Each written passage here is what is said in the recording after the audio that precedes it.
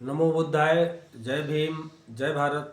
साथियों, आप देख रहे हैं धम्मशील भारत यूट्यूब चैनल में। जानकारी के लिए आप देख रहे हैं इस धम्मशील भारत यूट्यूब चैनल को लाइक और सब्सक्राइब करें, जिससे आपके पास नई नई वीडियो पहुंचती रहे। आज हम आपके विषय में बताना चाहते हैं, भारतीय प्राचीन इतिहास के विषय में कुछ आपको बताने जा रहे हैं, जो 3000 ईसा पूर्व से लेकर के 184 ईसा पूर्व के बीच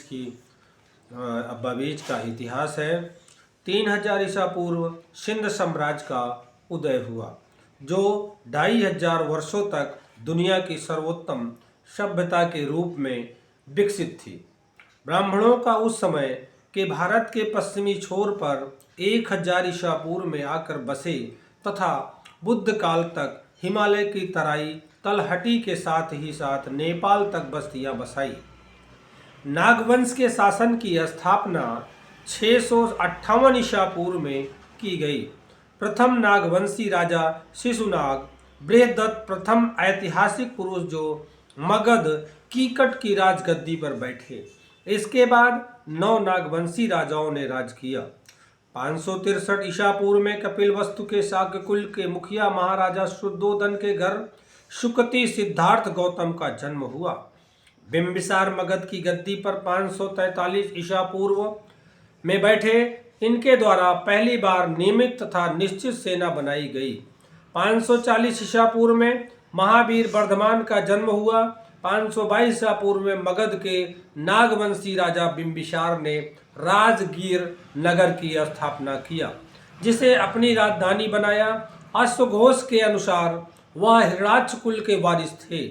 494 ईसा पूर्व में राजकुमार अजातशत्रु ने गंगा तथा सोन दरिया नदी के संगम पर किले सुरक्षा चौकी की स्थापना किया तथा कुछ समय बाद ही यहाँ पर गांव बस गया, जिसका नाम पड़ा पाली गांव, अर्थात सुरक्षित गांव बोला जाने लगा। इसी नाम से प्रसिद्ध हुआ। 491 ईसा पूर्व में अजातशत्रु ने अपने पिता बिंबिसार को कैद करके जेल में डाल दिया, जिससे बिंबिसार की अन्य भोजन त्यागने से मृत्यु हो गई। तब अजातशत्रु गद्दी पर बैठा। 483 ईसा पूर्व में तथागत बुद्ध का वैशाली से विदा लेते समय पाली गांव आगमन, गांव का अभयदान, आग, पानी और आपसी कलह के अतिरिक्त कोई भी पाली गांव को नहीं उजाड़ पाएगा। इसके बाद पाली गांव को पाली बुद्ध गांव, बुद्ध द्वारा सुरक्षित गांव कहा जाने लगा। 483 ईसा पूर्व में ही तथागत बुद्ध का महापरिनिर्वाण हो गया। 423 ईसा पूर्व में नाई कुल के महापद्मनंद ने नंद वंश का राज स्थापित किया। उनका नागवंश के राजाओं से खून का रिश्ता था। इन्होंने अन्य सभी राजाओं को हराकर पूरे उत्तरी भारत में अपना राज स्थापित किया। आर्य समूह के राजाओं, जिन्हें ब्राह्मण ग्रंथों में क्षत्रिय कहा गया है, से विशेष बैर दुश्मनी थी। कहा जाता है कि उत्तरी भारत के समस्त आर्य क्षत्रिय राजाओं को उन्होंने मार भगाया था। बुद्ध धम्म से उनका अधिक लगाव नहीं था, किंतु उनके राजकाल में पाली गांव में 5 स्तूप बनाए गए। हाँ, महापद्मनंद की ब्राह्मण धर्म विरोधी भावना हर किसी ने उजागर की। इन्होंने ही पेशावर से कलकत्ता तक जीटी रोड का निर्माण 340 किया। इन्होंने जीटी रोड का निर्माण किया था। 340 ईसा पूर्व में अंतिम नंद राजा घनानंद गद्दी पर बैठे। सिंध दरिया नदी से लेकर बंगाल तक तथा कश्मीर से लेकर आंध्र तक इनका राज्य था। अकेले मगध में उनके पास 1,30,000 पैदल सैनिक, 9,000 घुड़सवार तथा 3,000 हाथी थे। 323 ईसा पूर्व में महाराजा पौरस के हार जाने के खबर मिलते ही सम्राट घनानंद ने अपनी सेना लेकर सिकंदर से मुकाबला करने के लिए शाही राजमार्ग से सिंध की ओर कूच चल किया। जैसे ही सिकंदर को घनानंद के आने की खबर लगी, वह दुम दबाकर भाग गया। नंद राजाओं ने दुनिया में पहली बार सड़क का निर्माण कराया। तक्षशिला से लेकर गंगा दरिया नदी के मुहाने बंगाल की खाड़ी तक सड़क बनवाई। इस सड़क को देश के दो महानतम विद्यालय तक्षशिला तथा नालंदा ही आपस में नहीं जुड़े, बल्कि पूरा भारत एक सूत्र में बंध गया। आज इसी सड़क को जीटी रोड शेर शाह सूरी के नाम से बताया जाता है। 322 ईसा पूर्व में सम्राट घनानंद के वंशज संदरकोश चंद्रगुप्त भारत के राज सिंहासन पर विराजमान हुए। इनके नाम के पीछे मौर्य किसने लगाया पता नहीं है। उनके उत्तराधिकारियों में किसी ने भी अपने नाम के पीछे मौर्य नहीं लगाया। इंडिका में भी नाम के आगे मौर्य शब्द नहीं प्रयोग हुआ। 305 ईसा पूर्व में सेल्यूकस ने भारत पर हमला किया। बुरी तरह हार कर सम्राट संदरकोश से अपनी बेटी हेलेना की शादी करके आर्यावर्त को अपने दामाद संदरकोश को दहेज में देते हुए संधि कर लिया। 305 ईसा पूर्व में आर्यावर्त अफगानिस्तान भारत का हिस्सा बना और ब्राह्मणों को बिना रोक टोक भारत आकर बसने की अनुमति मिली। 269 ईसा पूर्व में देवानांपियपेदस्सी अशोक भारत के सम्राट बने।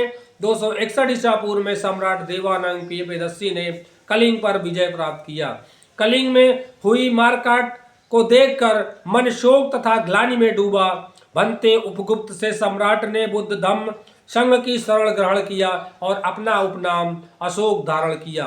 247 ईसा पूर्व में उनके पुत्र व पुत्री बनते महेंद्र तथा संघमित्रा ने श्रीलंका में बुद्ध धम्म की नींव डाली तथा बोधि वृक्ष की एक शाखा लेकर अनुराधापुर लंका में रोपित किया।